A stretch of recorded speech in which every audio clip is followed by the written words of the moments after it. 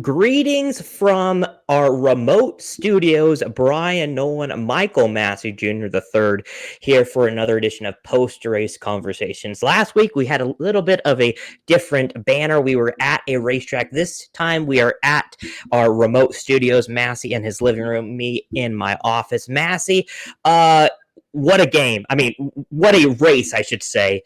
And I think the time is now. The future is not the future. The future is the present because Connor Zilisch is here. And boy, oh boy, do we got a lot to talk about, my friend. Yeah, we do. If you don't have a stroke getting through saying some of this stuff. Listen, I'm just so excited from what we've seen because usually when we go to Watkins Glen, it's not the best race. This was entertaining from start to finish. Oh, yeah, that was a really good race. I mean, even before the overtimes, before the mayhem, True.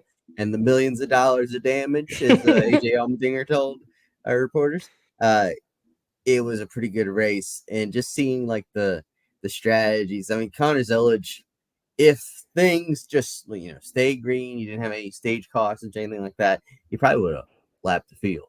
Like, let's be honest. But instead, you had the deal where he stayed out to win the stage. So he gets back in the pack. You see him work his way back up. Then the crazy thing happens where the top three under caution cut the course in the bus. So dumb. So dumb. There's a thing right here, Massie. It's called a brain. They should use it. Yeah. So it's like the three best cars of the day all of a sudden got sent to the back.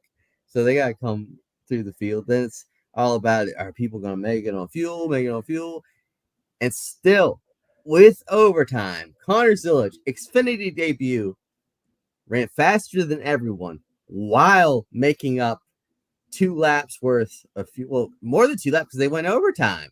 Mm-hmm. So saved enough fuel to make it the distance and win in his first race. First guy to do that since another guy that was in the race today. Ty Gibbs. Mm-hmm. 7th time in series history to win in their debut race. He led a race high 45 laps. And I mean, what can you say about Sheldon Creed? 12th time he finished runner-up. But unfortunately, fortunately for him, he was in happy spirits for that. A.J. Allmendinger finished in 3rd, Chandler Smith in 4th, and Shane Van Gisbergen. The streak is over 4 straight wins at road courses. That comes to an end. He finished in the top 5. Justin Allgaier continues to lead the regular season point standings. Next week, the final race before the playoffs, Sammy Smith currently holds a 43-point advantage over Ryan Sieg.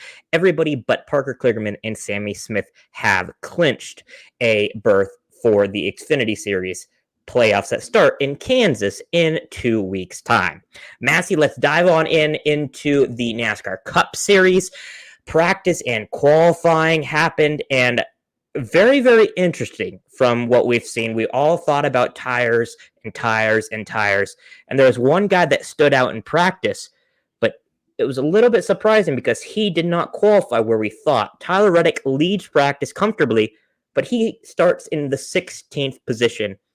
Thoughts on practice before we dive into the qualifying? Yeah, I mean, of course, Tyler Reddick fast at a road course. He's always fast at a road course.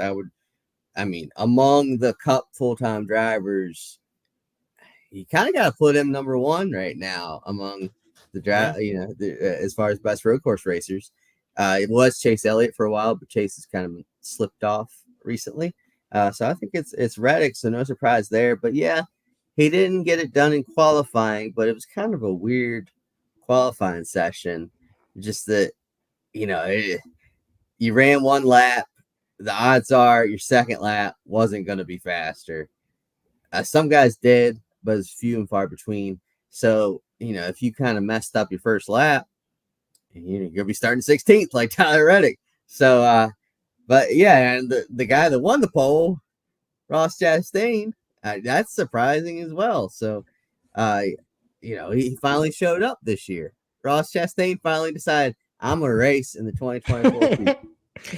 We have some beer and then potato salad on the front row with Martin Truex Jr. starting in 2nd. Let's dive on into our race picks presented by the Frontstretch Podcast Network. Check out all of our Frontstretch podcasts on the Frontstretch Podcast Network today. Mr. Michael Massie Jr. the third. Give me a dark horse, a contender that you don't think that people are going to be picking that could potentially get a top 10, top 5, or if things go absolutely haywire on a green-white checkered, could sneak in and grab a W, and then give me your overall win if things don't go crazy. I tell you, I don't know if he qualifies as a dark horse because he's in the playoffs. But a guy in the playoffs qualifies as a dark horse. But it's a guy who's only got 2 career wins. Okay, that works in. And that would be Austin Cindric. Okay. Because he qualified 5th today. We know from his Xfinity and truck days, he's a very solid road course racer. So starting that far up front, he's got a lot of momentum after a great race at Atlanta. I can see Cindric doing something. But as for the if you want to do your underdog, sure. I'll go my underdog. I think this guy's going to be really, really good. They have a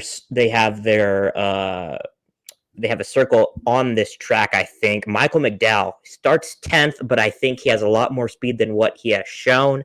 I think him and Travis Peterson, his crew chief, they're going to get a great game plan. Remember, they did win at the Indianapolis road course last year.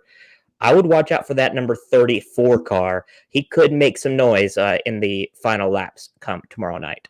I thought about him. Definitely thought about him. He's one to watch for sure. For the pick for the race win, I think it finally happens. The guy qualified front row.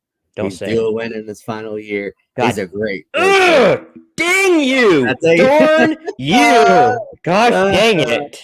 It's final year. Finally going to get that first win and potentially last career win.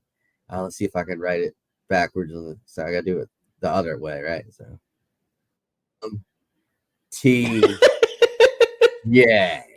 Martin Truex Jr. Okay.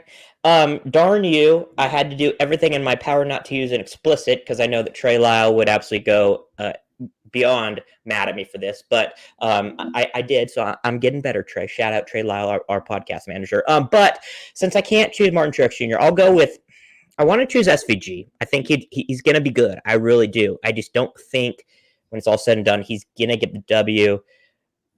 If I can't choose Truex, I'll go, you know what, screw it. I'm going to go AJ Allmendinger. I'm going to go balls to the wall. I think Dinger is going to shock the field. I know he wants to beat SVG so badly. I think he's going to. It's going to be a battle of non-playoff drivers going for the win, and I think he's going to do it. So I'm going to go way out on a limb and go with the number 13 car. Ooh, that's a good pick. And starting top 10 as well. Yeah, he is. It's going to be fun. The tire degradation is going to be at an all-time high, so stay tuned to USA NASCAR racing at Watkins Glen. And, Juan Pablo Montoya is making his return for the first time in 10 years. You can check out Daniel McFadden's article on frontstretch.com. Once again, Phil Alloway, Daniel McFadden covering all the latest from Watkins Glen, upstate New York. For Michael Massie, I am Bryan Timothy. Let me throw one more thing. Before we go off the air, I think we should have a moment of silence for the NASCAR on NBC for the Xfinity Series. It was the last race today of the Xfinity Series on NBC. We should just have like a nice little moment of silence, right, Bryan? We should.